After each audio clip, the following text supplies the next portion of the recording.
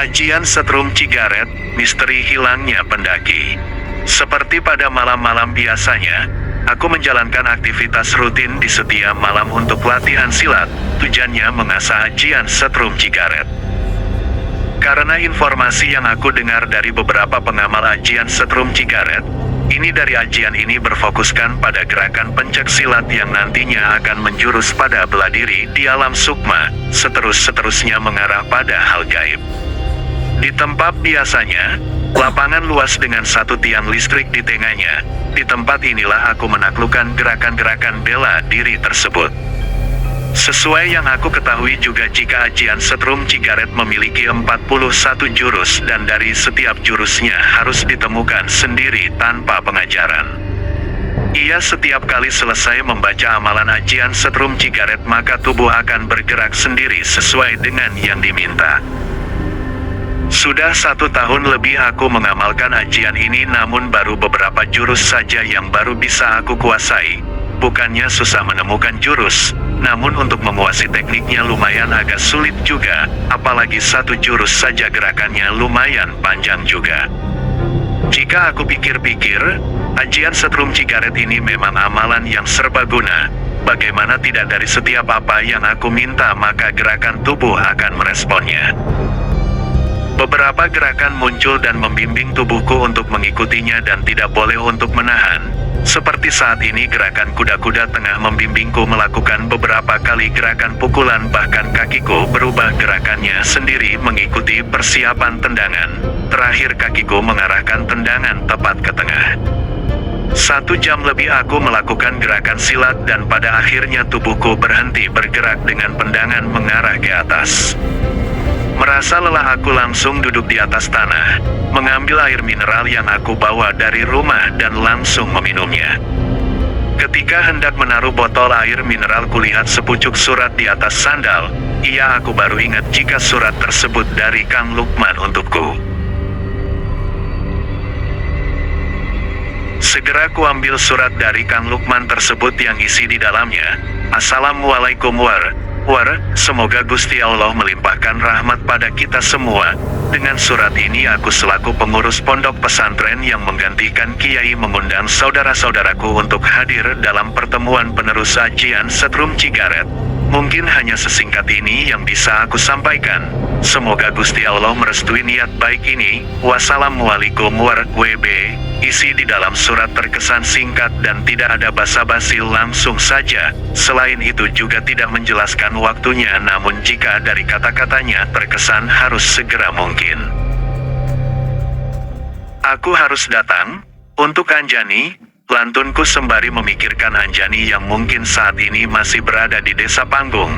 Karena aku sangat yakin jika Kang Lukman masih merahasiakan keadaan Anjani pada orang tuanya. Karena sebelumnya aku meminta pada Kang Lukman untuk menunda pemberitahuan mengenai Anjani sampai 2 tahun terakhir agar aku bisa menguasai Ajian Setrum Cigaret. Jika aku gagal, mungkin yang aku bisa hanya pasrah.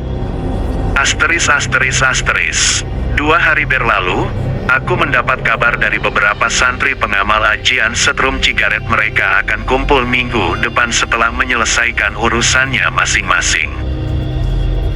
Inilah mengapa Kang Lukman pernah berkata, jika pengamal Ajian Setrum Cigaret seluruh jiwanya akan terikat dengan kiai dan pesantren Sumur Duku. Kata-kata itu masih terngiang di kepalaku, dan memang kenyataannya memang benar kami tidak bisa jauh dari tempat tersebut, karena kami masih membutuhkan bimbingan di sana mengenai ajian ini agar tidak gila. Inilah alasannya sesibuk apapun kami harus menyempatkan ke pesantren ketika undangan datang.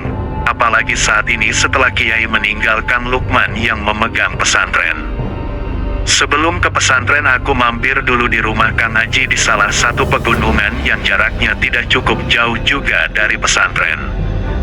Memang sebelumnya Kang Haji sudah memberikan tawaran padaku mengenai Ajian Setrum Cigaret jika ada kendala. Kang Haji sama dengan Kang Lukman. Ia berhasil menguasai Ajian Setrum Cigaret bahkan bisa mengaktifkan kekuatan magisnya. Jika Kang Lukman bisa melihat masa lalu dan masa depan, Kang Haji Diken bisa memindahkan sukumannya ke tempat orang yang ia inginkan hanya dengan mengingat suaranya saja. Memang luar biasa mereka berdua. Maka dari itu aku tertarik untuk mengunjungi Kang Haji di pegunungan yang katanya rumahnya juga tidak jauh dari posko pendakian. Assalamualaikum, kataku memberi salam di depan rumah bercat putih dan bentuk rumahnya khas zaman 90-an. Waalaikumsalam, sahut suara wanita sembari berjalan yang tampak tergesa. Tepat di hadapanku wanita itu terlihat bingung sembari menerawang-nerawang wajahku. Benar ini rumahnya Kang Haji? Tanyaku agak kikuk. Benar, aku istrinya, kata wanita tersebut masih terlihat kebingungan. Ada keperluan apa dengan Mas Haji? Lanjut tanyanya. Aku santri pondok pesantren Sumur Duku, murid Kiai. Iya, jawabku singkat sembari menganggukkan kepala. Bentar, aku panggilkan dulu. Mas Haji sedang di posko pendakian. Tunggu di sini dulu, katanya dan segera berlalu meninggalkan aku di rumah Kang Haji. Setelah istri Kang Haji tampak jauh, aku langsung duduk di atas dipan yang disediakan di depan rumah Kang Haji. Suasana pegunungan memang berbeda dengan tempat lain, damai dan sejuk rasanya. Kulihat masyarakat sekitar juga tampak ramah padaku. Ada yang menyapa, senyum dan menanyakan keperluanku di rumah Kang Haji. Jika dilihat dari perilaku masyarakat Kang Haji orang terkenal juga di desa, bahkan tampak disegani. Assalamualaikum, tiba-tiba saja suara Kang Haji mengagetkanku. Waalaikumsalam, kataku agak tersentak. Sudah lama menunggu, tanya Kang Haji. Aku langsung menyalami tangan Kang Haji dan kukatakan, enggak juga Kang, jawabku. Mari duduk dulu. Kang Haji merangkul pundakku dan mengarahkan ke dipan lagi. Lah, buatkan minuman, kata Kang Haji menyuruh istrinya. Wanita itu tampak tersenyum dan segera masuk dalam rumah. Istri, Kang Haji, tanyaku memastikan lagi. Iya, namanya Lela, dia juga sama mondok di Sumur Duku, kata Kang Haji tampak tersenyum. Aku tersenyum tipis pada Kang Haji berusaha menggoda namun malah jadi kikuk. Minggu depan, datangkan ke pertemuan. Rencananya habis dari sini langsung ke pondok.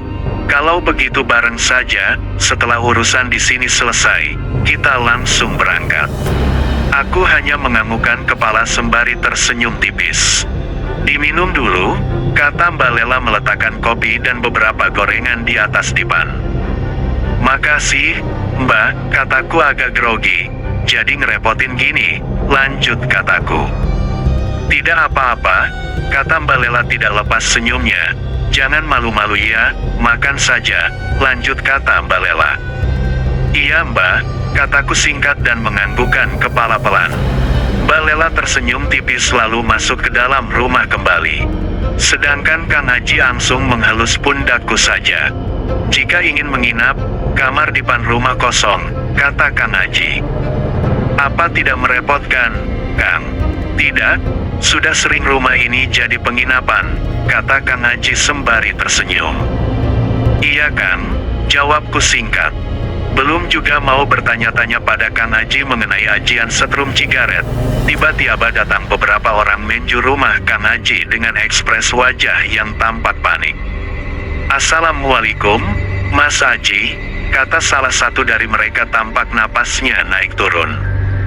Waalaikumsalam, jawab Kang Haji tidak lupa dengan senyumnya. Ada apa ini? Kelihatannya tampak panik. Lanjut tanya Kang Haji. Tadi ada 3 pendaki turun dari puncak dan katanya salah satu dari mereka menghilang. Kemungkinan besar tersesat, jelasnya. Mendengar hal tersebut seketika wajah Kang Haji berubah dan terlihat jika ia tengah panik. Kurung siku buka kurung siku tutup titik. Bersambung.